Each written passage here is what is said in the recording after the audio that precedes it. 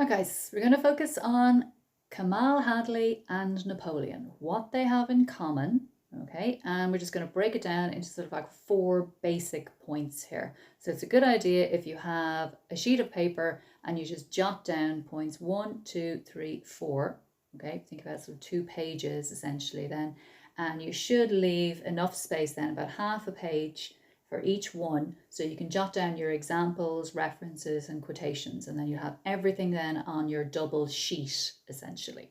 Okay, so noughts and crosses and Animal Farm. Obviously these 2 characters would be regarded as your conventional villains as such then. So all we need to do is kind of focus then on how we would describe them and what are the examples of their villainy.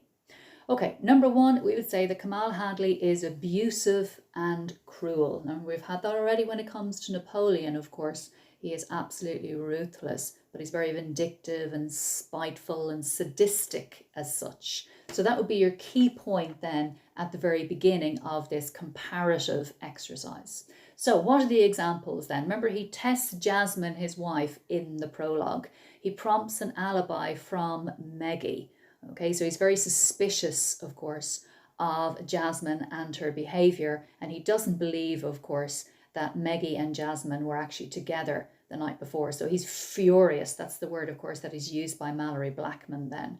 And remember, when he feels, or when he thinks and assumes that Jasmine is lying to him, he slaps her across the face, okay? And that's done in public, and he thinks, of course, he knows that he can get away with that nobody, of course, is going to intervene, that nobody is going to stop him, okay? So it's reinforcing then the total control and power that he wields, essentially, and how abusive he actually is, even towards his own wife, okay? So think about the corresponding example or parallel then that we would have in Animal Farm in terms of Napoleon's behaviour. Would we look at his treatment of Snowball? Would we look at his treatment of Boxer, for example? The show trials, okay, in terms of how the other pigs, the 3 pigs, of course, who simply refused to accept his rule. He looks at his wife with contempt and loathing. So that's a particular quotation there, contempt and loathing.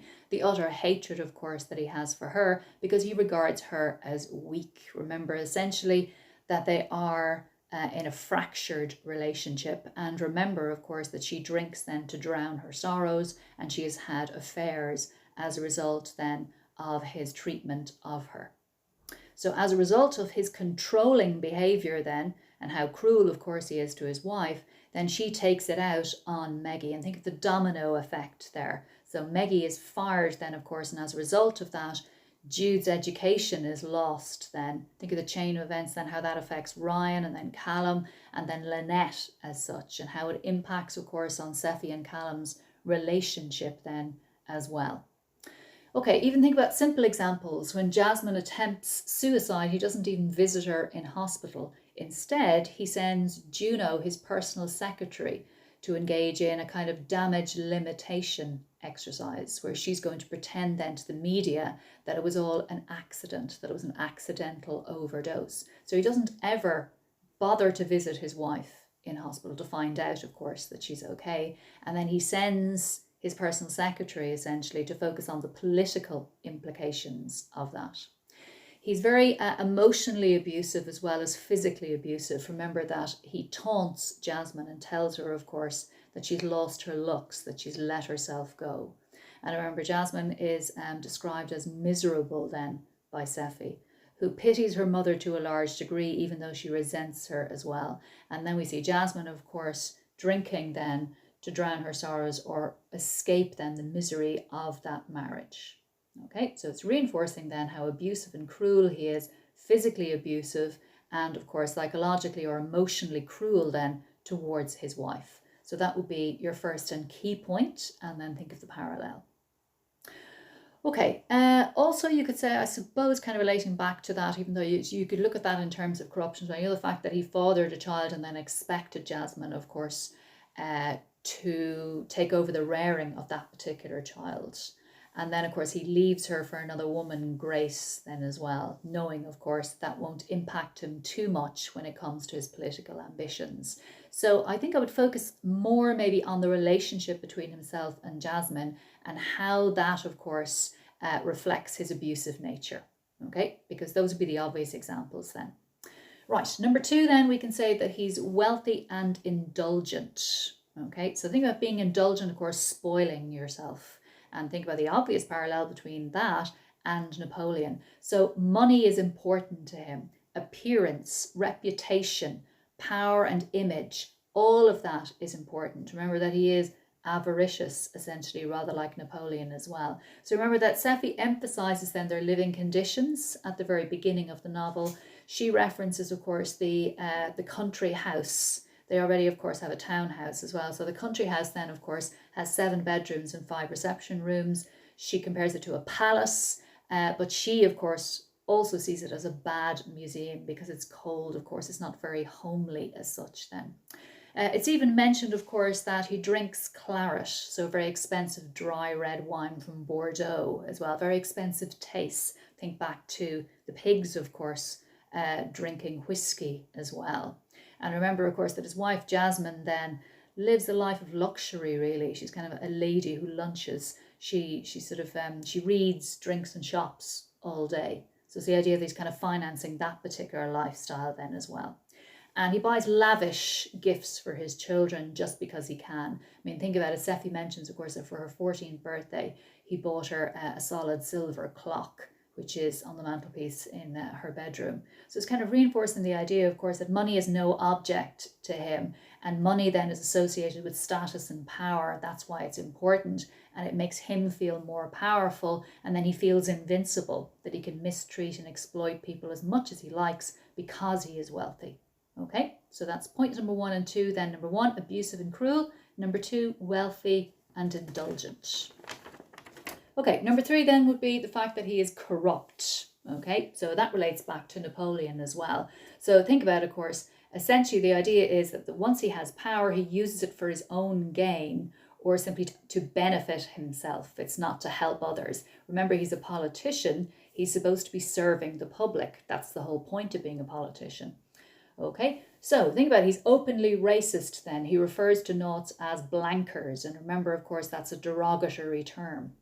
Okay, he says at the very beginning of the novel that he didn't think the Naughts would pass the entrance exam to high school. He had amended the education bill, hoping that that would deter or bar, of course, the Naughts from actually attending high school. And he's angry and annoyed, of course, that there are 4 at Heathcroft School, but also that 20 Naughts attend high schools in the entire country. You kind of think 20 Naughts, that's nothing. But to him, of course, he would want 0. He would want no one from that particular community attending those schools, and particularly, of course, interacting and mingling and associating then with the Crosses. Okay, so it's emphasizing the idea, of course, that he wields his power over others, rather like Napoleon, okay, where nobody is allowed to cross him, nobody's allowed to challenge him, not even his family, especially his wife. So Kamal's name is enough to rescue Sephy and Callum on the train to Celebration Park as well. Remember, she name drops that, so she uses that. But think about it, his name is powerful then. He can more or less do whatever he wants. And he essentially wants fewer rights for Naughts, rather than the Prime Minister, of course, who actually was looking for a more equal and just and fair society. Kamal would be the opposite of that. So think of Snowball, essentially. He wants a society where all the animals are equal. That was the idea and the dream, of course, of Old Major. Kamal, of course, wants the opposite. He wants absolute power. So rather like Napoleon again. Okay, he says at the very beginning of the novel, when I want your point of view, I'll buy it. So think about it. It kind of relates back to the idea, of course, that he thinks that money then will literally buy anyone and anything, that he can have whatever he wants. And if he doesn't have it, essentially, he can use money then to get it. And that includes people, or it includes votes, or it includes popularity. So anything relating back to that, of course, money is king.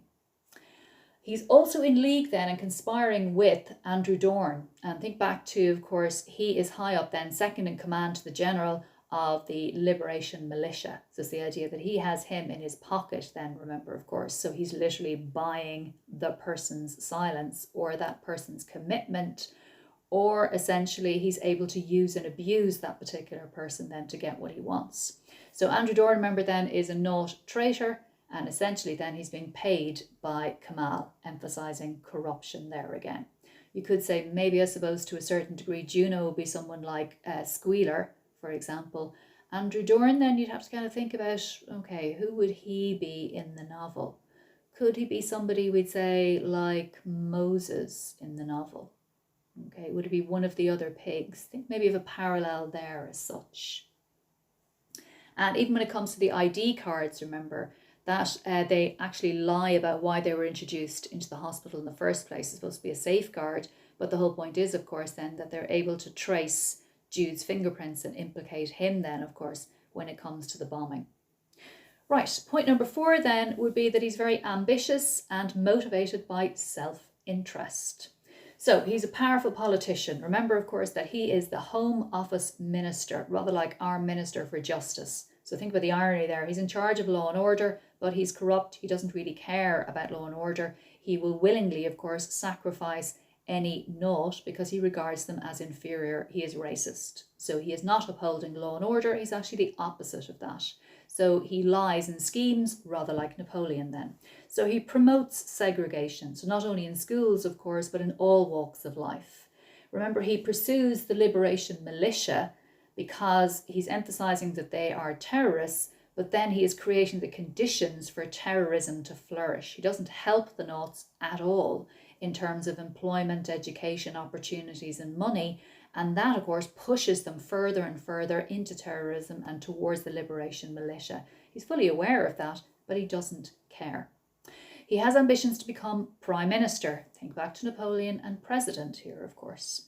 Okay, he's an absent father. He neglects his wife and children. Sephy says, of course, that he's never home during the weeks. He's usually at their townhouse, essentially, then their other home. Callum describes him as a pompous twit in that he's arrogant.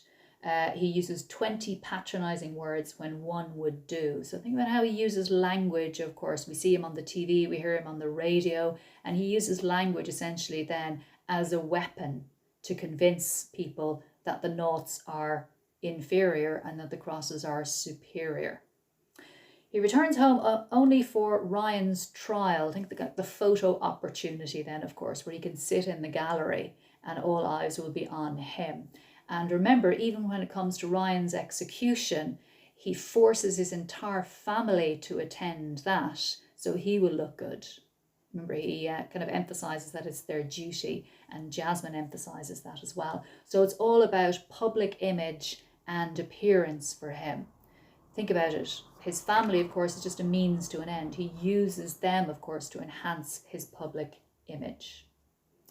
Okay, so there you have your 4 basic points. Now what I'm going to do is I'm just going to focus on the end of the novel and how we can relate that back then to perhaps one or more of our 4 basic points.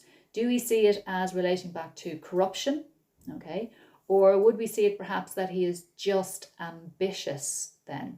So I'm going to focus on the deal then that he attempts to strike between himself and Sephy and then between himself and Callum as such. And if you think about it, this really emphasizes how utterly ruthless he is.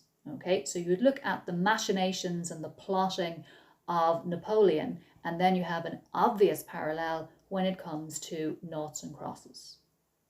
Okay, when Kamal finds out, first of all, that Sephy is pregnant by Callum, he insists then that Sephy has an abortion. He goes to the trouble of booking the termination without even having a conversation with her first. That's how sure and certain he is. This needs to be done, so he instructs her to do it.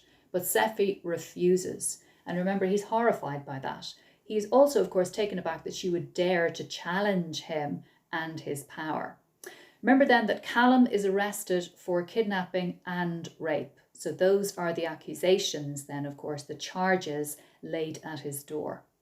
Kamal then calls Sephy a blanker's slut for insisting that she was not raped. So think about it. We have, of course, the misogyny and the racism of Kamal there. First of all, referring, of course, to Callum as a blanker, not using the word naught, even though that, of course, is essentially vulgar enough. And then calling her a slut, of course, for actually willingly sleeping with Callum, because he wants to insist to the public that Callum had actually raped his daughter. then he more or less tells her, this is the ultimatum, of course, do not embarrass me and you must have an abortion. So he is trying, of course, then to force her to have the abortion. It's not just a simple request anymore. Then we see Kamal visiting Callum in prison. Okay, and this is the deal then that he's attempting to strike with Callum. So he offers the deal then. So he says then there will be no hanging, so you won't be executed. I will commute it then to life imprisonment, which would be 8 to 10 years, if you state publicly that you kidnapped and raped Sephi. So you have to make a public declaration that you kidnapped her and you raped her. Then basically you will not be executed, but you will get 8 to 10 years in prison. But once you're released, you're a free man.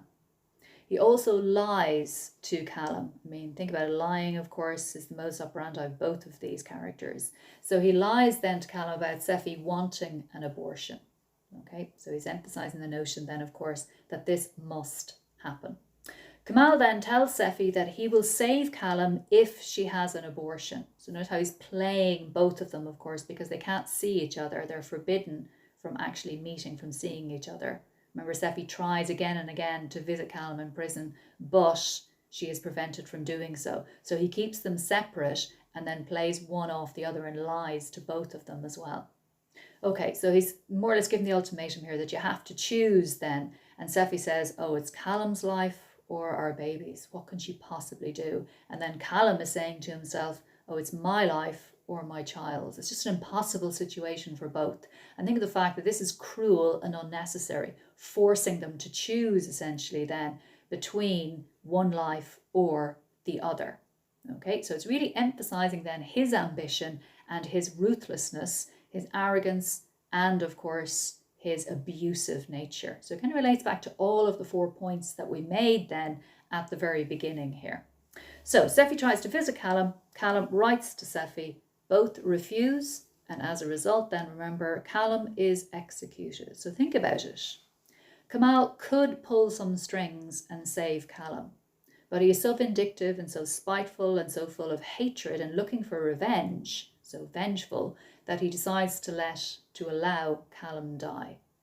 Okay, and inflicting great pain then and heartbreak on his daughter Sephi. But he doesn't care about that because his own image, his own ambitions are much more important to him. Now, think about Sephi, of course, she despises her father. So at the very end then, of course, when her daughter is born, she calls her Callie Rose McGregor.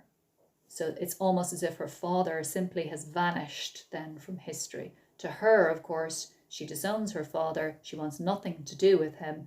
And it's emphasizing the idea that her daughter then is associated with her and Callum and has nothing to do with her father.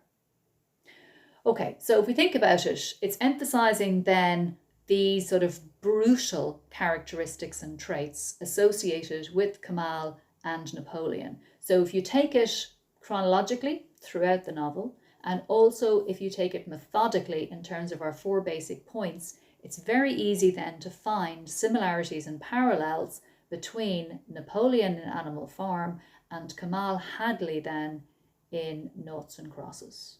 Okay, so make sure that you fill in all the different examples and the different quotations that I've mentioned here. And it's very, very easy to write that once you actually know it. But the whole point is, of course, that you don't necessarily have to go back and revise the entire novel or reread the entire novel for a question like this. You can just focus on this particular character and these particular examples, references, and quotations. Okay, so if you have any questions, then don't hesitate to email me. As I said, then you should have the list by now of the revision that you need. And think about it, you have more or less kind of 3 different sections then where you have to write a short descriptive paragraph. And then you have a question on your second novel, Animal Farm. The comparative is part of that, comparing Noughts and Crosses and Animal Farm. And then finally, of course, you get a question on Romeo and Juliet. So make sure, of course, that you have the revision then done on that particular play. Talk to you soon, guys. Bye.